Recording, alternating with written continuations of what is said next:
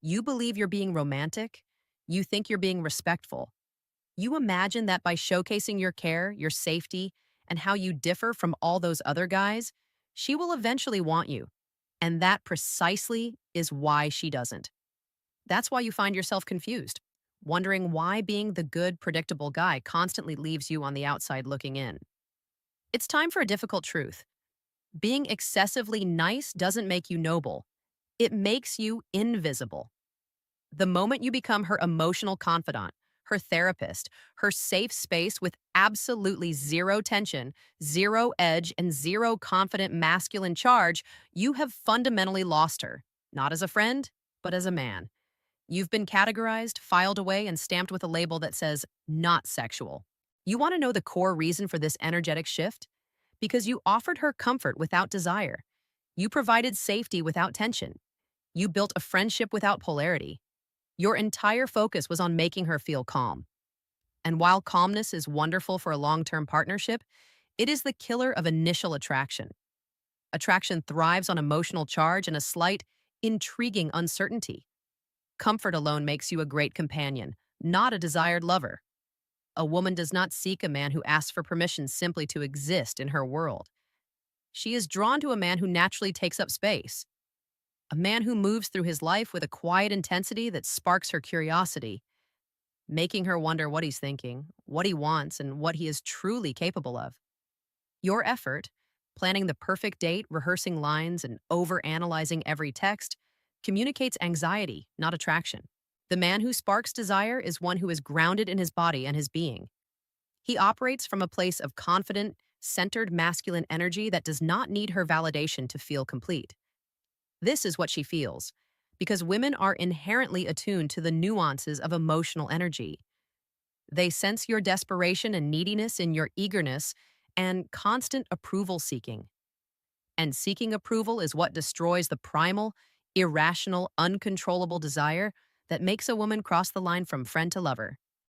Chapter 2: The Energy of Intentional Presence and Polarity. So, what creates that irresistible, primal desire? Tension, mystery. A man who looks at her with clear desire but does not dissolve into a puddle of anxiety waiting for her response. It's a man who can hold intense eye contact without flinching. A man who allows silence to hang heavy and meaningful in the air rather than frantically filling it with nervous chatter. He operates from the essential psychological frame of, I want you, but I do not need you to be whole.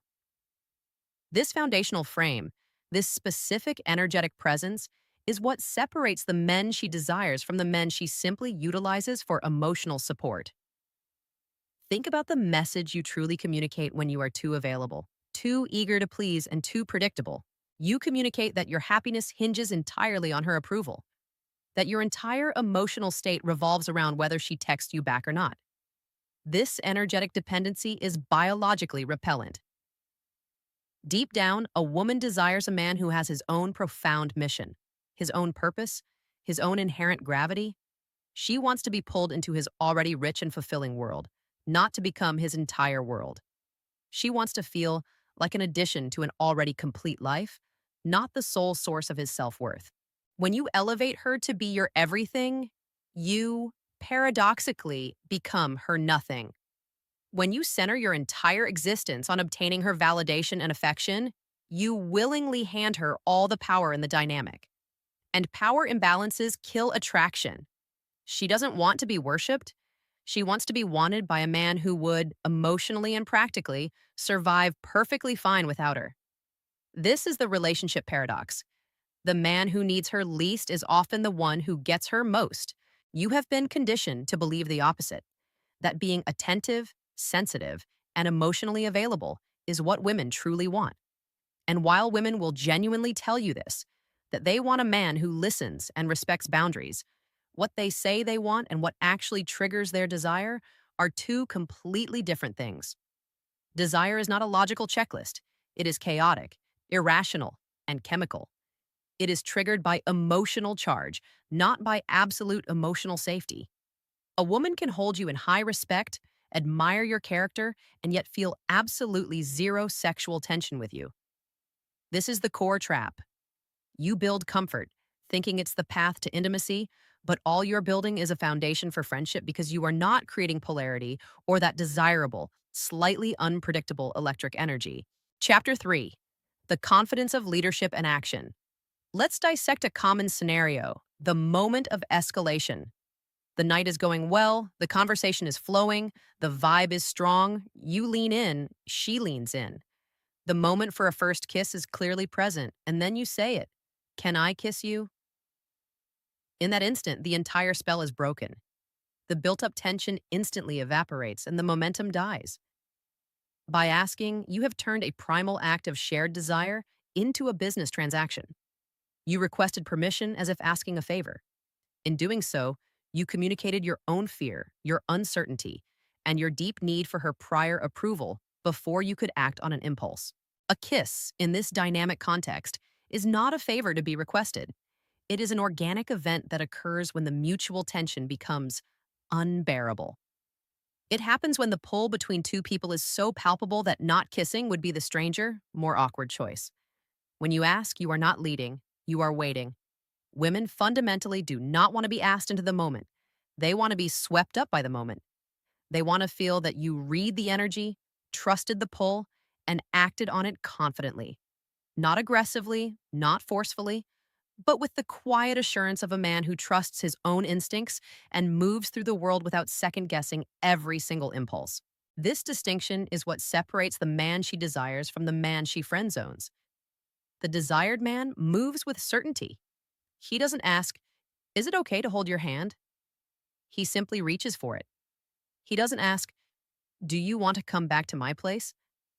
He assumes the answer is yes and confidently states, "Let's get out of here." If she is not interested, she is perfectly capable of letting him know, but she respects the fact that he led and did not place the emotional burden of decision making entirely on her. Leadership is a form of confident masculine energy. Indecision is not. When your pattern is to constantly seek her approval, to always check in to ensure her comfort, and to wait for a clear green light before making any move, you are not being respectfully cautious, you are being energetically weak.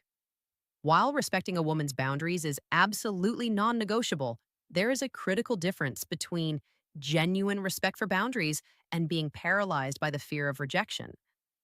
There is a difference between reading the clear signals she's giving and choosing to ignore them because you are too afraid to trust your own read of the situation.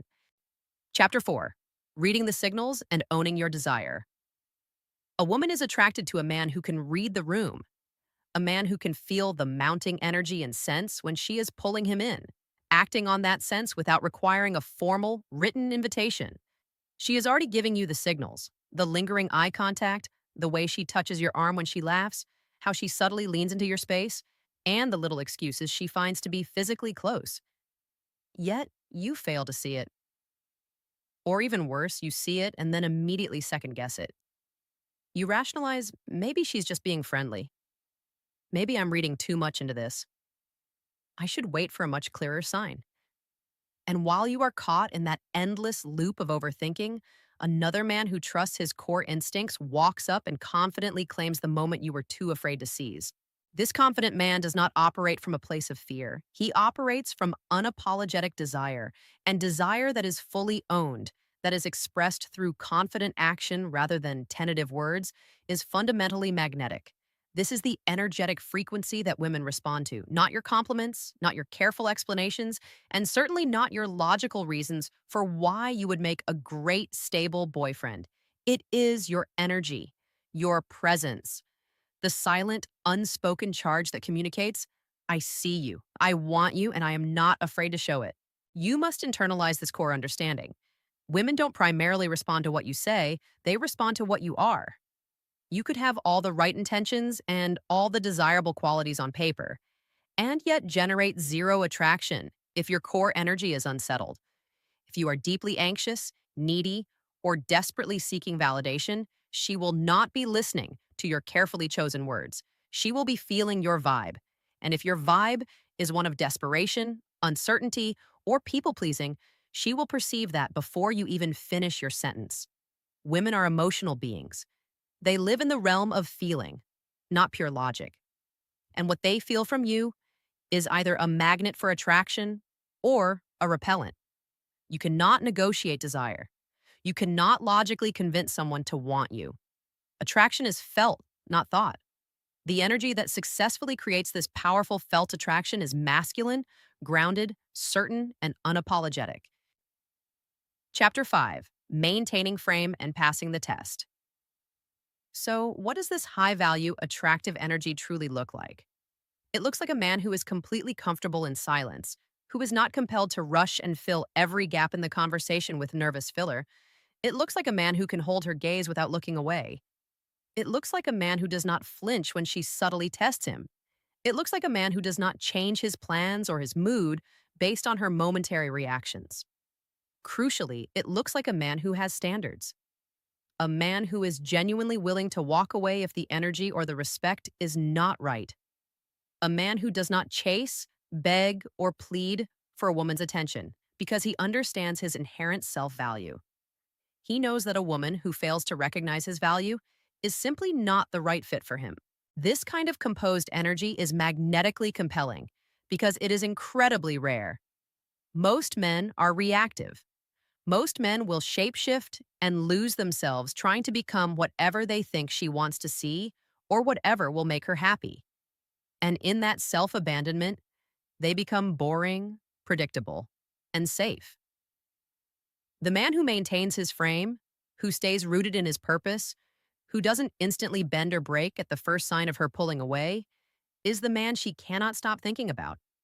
Let's explore what happens when you choose not to react. When she goes cold or distant, you don't panic or get emotionally invested. When she doesn't immediately text back, you don't send a desperate double text. When she throws out a test, something subtle designed to see if you will immediately fold, you simply smirk internally and move on with a calm confidence. She notices. She notices because most guys instantly fail that test. They get emotional, they chase, they over-explain, they apologize for things they didn't do, and in doing so, they prove their weakness and their disproportionate investment. They prove that they need her more than she needs them. But when you don't react, when you remain calm, centered, and unfazed, when you give her space and calmly return to your own life without falling apart, that is when the tables dramatically turn. That is when she becomes the one questioning. She is the one who feels the energetic absence. She wonders if she misjudged you, if perhaps you're not like all the other men who crumble the moment she pulls back. This is the fundamental psychological mechanism of attraction. It is not built through constant availability. It is built through tension, space, and the presence of a man who absolutely does not lose his center. Women test you not out of cruelty, but because they have a deep biological need to know that you are solid. They need to know that if life gets messy or if she loses her composure, you will not lose yours. They need to know you are the rock. And you prove that strength not primarily by what you say, but by what you don't do. The drama you refuse to engage in, the emotional reactions you maintain control over, and the calm, grounded presence you maintain regardless of what she throws at you. She is craving a man who can stand in the storm and remain completely unmoving. Chapter 6: Creating Desire. Through absence and self-control. When you stop chasing, stop reacting, and stop being so utterly available, a critical shift occurs. She begins to initiate. She starts to wonder why you are not blowing up her phone like every other guy she knows. She begins to feel the compelling tension you are creating through your controlled absence. And that tension, that uncertainty, that space where she is not quite sure if she fully has you, is precisely where her desire will grow. Desire requires space. It needs an element of mystery and the unknown. When you are constantly present, perpetually available, and entirely predictable, there is simply nothing left to desire. She already possesses you. But when you pull back and create that necessary space, when you make her wonder if she is potentially losing your attention, her biology kicks in. That is when she starts to chase. This happens not because you are playing a manipulative game, but because you have stopped playing the game of trying to earn her approval and have started living authentically within your own masculine frame. The most profound secret to getting a woman to want you sexually is to stop asking for it. Stop trying to make intimacy happen. Stop logically negotiating or trying to convince her why it makes sense. The moment you ask for intimacy, you reduce it to a transaction, and transactions are not sexy. What is truly sexy is when she can't help herself, when the mutual tension is so incredibly thick that she is the one who breaks. She is the one who reaches for you. She is the one who confidently closes the gap. You create this undeniable force not by asking, but by embodying the full energy of a man who wants her, but does not require the validation of her wanting him back. You create it by being completely comfortable in your own desire, by letting her feel the sexual tension without immediately collapsing and releasing it. Imagine this: you are sitting close. The conversation has naturally slowed. There is a palpable charge in the air. You are looking at her, and she is looking at you. Neither of you is speaking. Instead of nervously filling the silence or asking for a kiss, you simply sit there. You are present. You are comfortable. You let the tension deliberately build. The longer you hold it, the more intensely she feels it. Her body language subtly shifts. She is waiting for you to make a move, but you don't. You just hold the moment, perhaps giving a slow, knowing smile. Then you do the unexpected. You subtly pull back, you lean away, and you break the tension yourself. In that moment, she registers that she was ready for the kiss and you chose not to give it. Suddenly, she is the one feeling a moment of longing and questioning what just occurred. Later, when the next moment of tension arises, she will be the one to lean in and initiate. You made her desire it, you made her chase it. This is not manipulation. This is the power of self control and confidence. A man who can delay gratification and hold powerful sexual tension without immediate release is a man who is clearly in control of himself, and self control is profoundly intoxicating. This is the core dynamic, the game of energy, the game of presence. It is the process of being a man so deeply rooted in his own self value, his own purpose, and his own masculine core that he does not require a woman's validation to feel complete. And ironically, that very self completeness is what makes him irresistible. Women do not want to be needed. They want to be wanted by a man who is already whole. They want to be the cherry on top, not the entire foundation of the sundae. When you make a woman your primary mission, you lose her. When you make your purpose your mission and confidently allow her to join you on that journey, you become the man she cannot stop thinking about. The actionable next steps are clear. Stop suppressing your inherent desire in the name of being overly cautious or respectful. Stop asking for permission to simply be a confident man. Own your desire. Express it through your presence, your unwavering eye contact, your composed body language, and your magnetic energy. Let her feel that you are a powerful, desirable sexual being, not a neutered, anxious friend. Create tension, create space, lead, make decisions, move with confident certainty. And when she pulls back, do not chase. When she tests you, do not react. When she goes silent, do not panic. Stay firmly in your frame and your power. Watch what happens next. Watch how she begins to wonder, begins to chase, and begins to initiate. Because you ceased being the guy who desperately needs her and successfully transitioned into the man she needs. This is not about being manipulative. It is about being authentic, authentically masculine, authentically confident, authentically rooted in your own intrinsic value. Women are attracted to men who profoundly know who they are and will not apologize for it. Men who lead without asking, men who desire without begging, and men who create tension without collapsing into it. Be that man, and you will never be friend-zoned again because the friend zone is exclusively reserved for men who play it safe. You are done playing it safe. You are done waiting for her to make the first move. You are a man, and it is time you start acting like one.